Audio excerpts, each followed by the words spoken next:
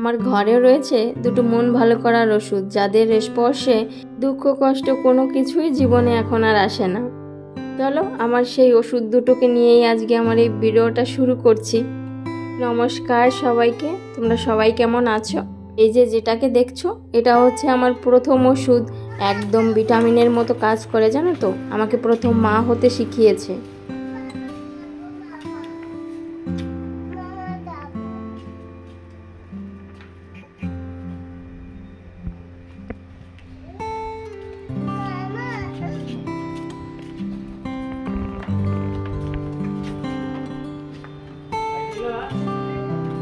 Bye bye. Apa?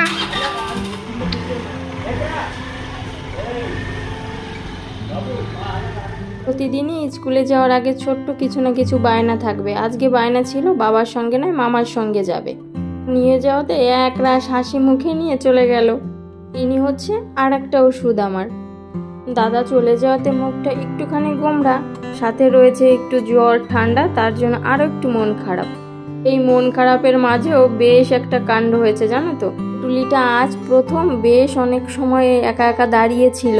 এটা আবার আমার মা হওয়ার অভিজ্ঞতায় স্মৃতির পাতায় আর একটা দিন যুক্ত। কোথা দিয়ে যে দিনগুলো চলে যাচ্ছে যেও বুঝতে পারি না। এই তো সেদিন মনে হলো হসপিটাল থেকে বাড়ি ফিরলাম ছোট্ট আমার পুটুলিটাকে নিয়ে।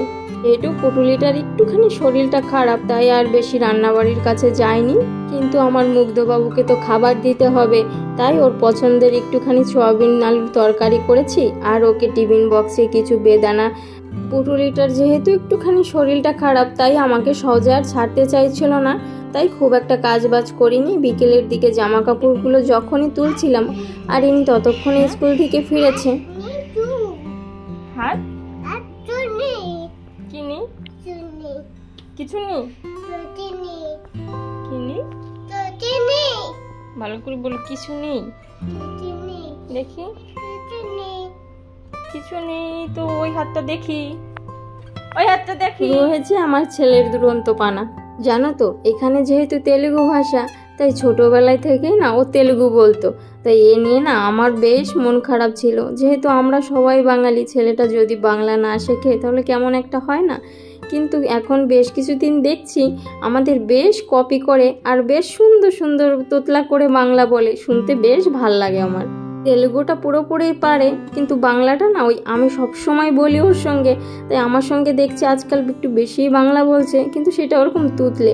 ঠিক আছে, বোধহয় আস্তে আস্তে হবে। এতটুকু বলছে, এতেই আমার আলাদা একটা শান্তি লাগছে। অন্তত বাংলাটা শেখা দরকার। যাই হোক, মাতৃভাষা, তারপর আবার আমরা সবাই তো বাঙালি। বাংলাটা না পারলে টানটা কি করে থাকবে। দুপুরে তো আজ বেশি কিছু রান্না করিনি, তাই একটুখানি ডিম সিদ্ধ দিয়েছি, ওটাই রাতে ঝোল করব। এলাম আমার এই পাশের রুমটায়, যেটা আপাতত এখন ভাই থাকে। ভাই কদিনের জন্য এসেছে, আর না হয় এটা মোটামুটি একটা গোডাউন হিসেবেই পড়ে থাকে। আবার বলতে পারো আমার ছেলের গ্যারেজ। যেগুলো এখন আর ব্যবহার করে না সেগুলো এখন তুলে রেখেছি, আপাতত এগুলোই আছে। আর আমার ছেলের এই গ্যারেজের মধ্যে আমার ভাই এক কোণে একটুখানি বই পড়ার মতো জায়গা করে নিয়েছে। এই রুমটাতে তোমাদেরকে নিয়ে এলাম কারণ এই দেখো, এই বইগুলো আমার মুগ্ধর। বইগুলো তো অনেকটা দিন আগেই দিয়ে দিয়েছে, তো ওর বইগুলো না 3টে ভলিউম করা। প্রথম ভলিউম যেগুলো রয়েছে সেগুলোই আপাতত ওর ক্লাস হচ্ছে। সেগুলোতে আমি অনেক দিন আগেই মলাট করে রেডি করে দিয়েছি, যেগুলো এখন প্রতিদিনই ওকে স্কুলে নিয়ে যেতে হয়, সেগুলোর হোমওয়ার্ক থাকে। কি বাবা?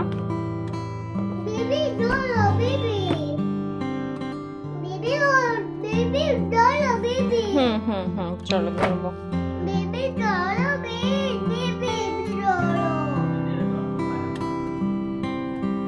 বেবি কি করবো? বেবি কোলে নিব? কেন? কেন বেবি কোলে নেব?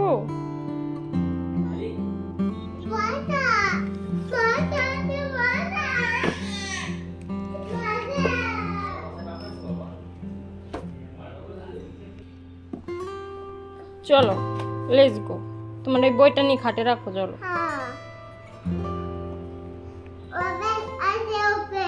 ওপেন আছে? ওপেন আছে। ওখানে রাখো। গুড। হ্যাঁ বেবি নেবো, দাঁড়াও। হ্যাঁ চলো চলো। হ্যাঁ চলো, কোথায় যাব?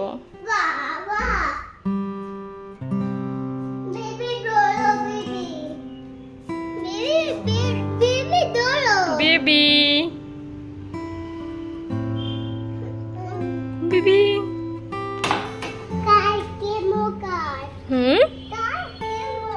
কি করবে?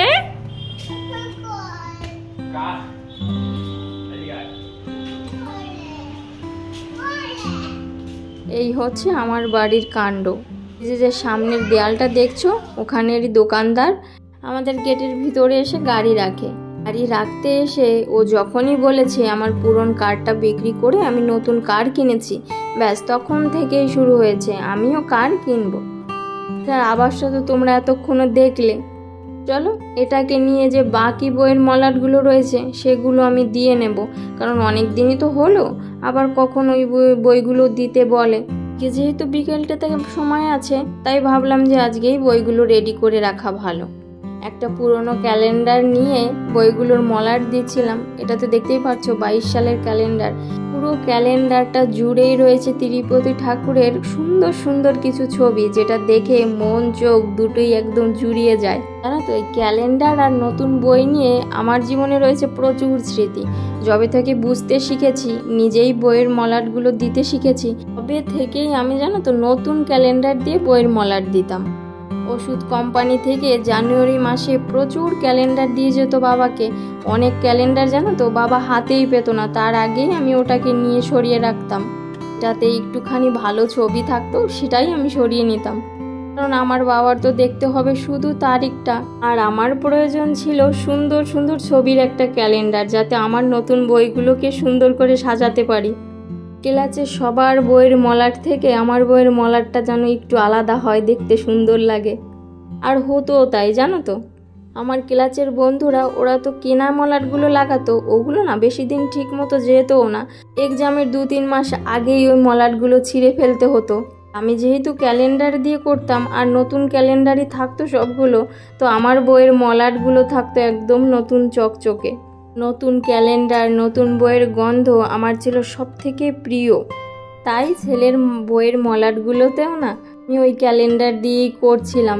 বাবা বলেছিল যে কিনে এনে দেই, কিন্তু আমি না বললাম যে ঠিক আছে, ছেলে যখন একটু বুঝতে শিখবে তখন হয়তো আর এই মলাটগুলো আর এই ক্যালেন্ডার দিয়ে করবে না, তখন হয়তো কেনাটাই চাই। শুধু জানো তো বইয়ের মলাট, নতুন বইয়ের গন্ধ নয়, অনেক স্মৃতি মনে পড়ে গেল এই নতুন বই হাতে পেয়ে, ক্যালেন্ডার হাতে পেয়ে।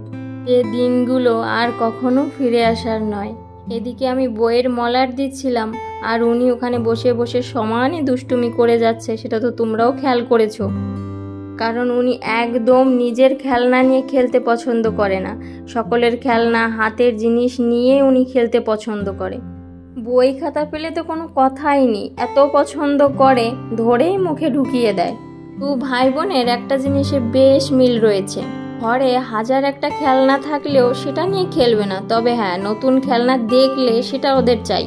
যখনই ওদের হয়ে যায় তখন আর ওটা নিয়ে একদমই খেলে না।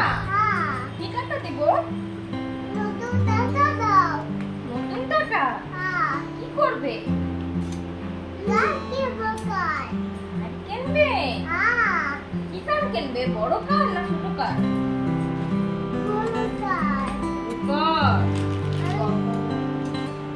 কাকে কাকে তুলবে? আমি কাকে কাকে তুলবে? আমি তুমি একা উঠবে? আর কাউকে নেবে না? আর কাউকে নেবে না বাবা? না বাবা। দেখতেই তো পারছো দুজনেই এমন ভাবে লেগেছে, আজকেও বোধহয় আর বইয়ের মলাট দেওয়া হবে না। কার কেনার ভূতটা বোধহয় ভালো করেই চেপেছে। তাই ওই একটা বইয়ের মলাট দিয়ে গুছিয়ে নিলাম, কারণ এই নতুনগুলো দেখলে হয়তো পুরনোগুলো আর ধরতেই চাইবে না।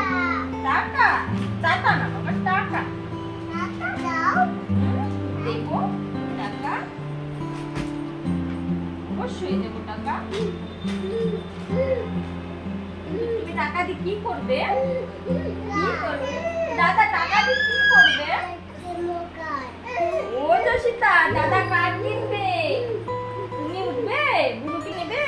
কি নিবে?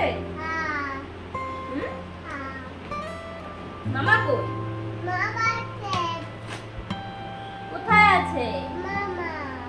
হ্যাঁ, কোথায় আছে মামা? কি বলো? ক্যাচ।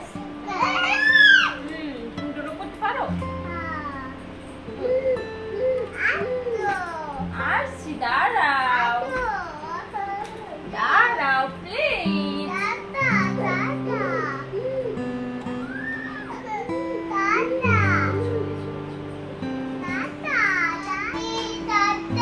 কোথায় টাকা?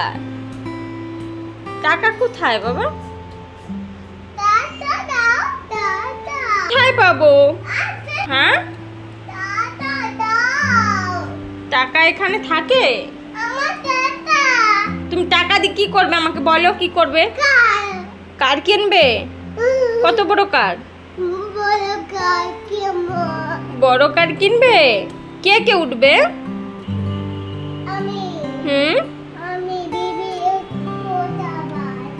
তারপর দুজনে?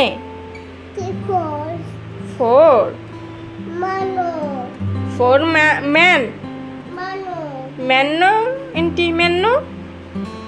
মানুষ। টাকা চাই, চলো দাদা যশিতা, চলো দাদা কার কিনবে। এসো এসো এসো, দাদার টাকা চাই, এসো। কই? এই নাও, এই নাও টাকা, যাও কার কিনে নিয়ে এসো, যাও। ব্যাস, একটা টাকা হাতে পেয়ে এত খুশি হয়েছে, উঠতে চলে গেছে কার কিনতে। অনেক কাণ্ড করে বুঝিয়ে সুঝিয়ে পাশে একটুখানি মেলার মতো বসেছে, সেখান থেকে ওর বাবা এই কারটা কিনে এনে দিয়ে অনেকটা আজকের মতো শান্ত করা গিয়েছে।